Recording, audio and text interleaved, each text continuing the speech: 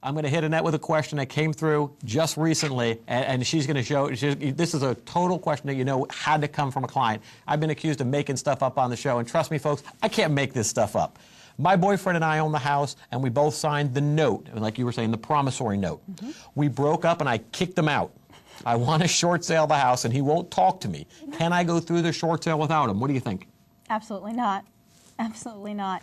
And here's the reason. Let me interject. If you're going to go into debt with somebody, make sure you know that person really well. Don't buy a car with somebody, don't buy a house with somebody unless you know they're staying for the long haul.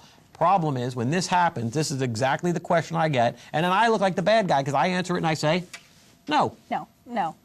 That's the bad part. Here's the deal.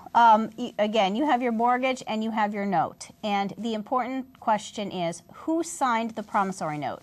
If both the girlfriend and it's the ex-boyfriend, she kicked him out. Okay, she kicked him out. So if they both signed the note, here's what we're dealing with. The lien holder, the bank, does not care that you are no longer getting along. They know they have two people who are responsible under the promissory note. And unless both of those people can cooperate and agree to commit to this short sale process, not going to work. It's not going to work. It's not going to work.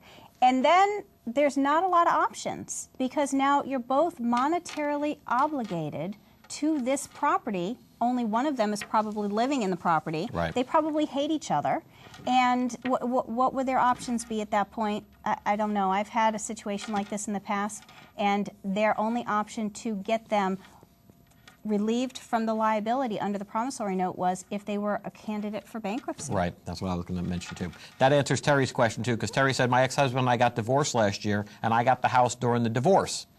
Doesn't matter. They're both on the promissory note. Okay. He don't want to deal any with her. He don't want to do the short sale, and she's kind of SOL. Not necessarily. This is interesting. What's the difference on this one and that one? What's interesting is because they were legally married, because they are now divorced, and if we can produce a marital settlement agreement, a divorce decree, which has been recorded in the public records, then we can show the lender and investor that we've got one individual who is now taking responsibility.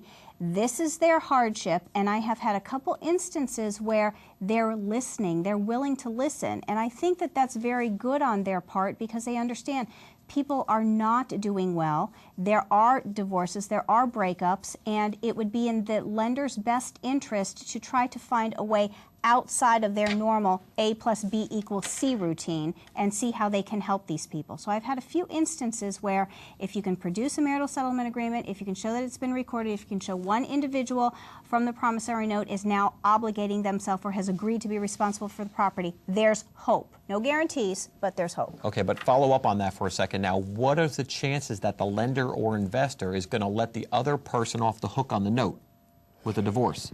The chances are pretty dismal. They're dismal. pretty, dismal. But what it does is, at least you've got one individual who is communicating with their short sale lender, and hopefully the sale can go through, which helps our economy. It helps our local area here. You don't have a vacant property. You know, we read all about that in the newspaper all the time.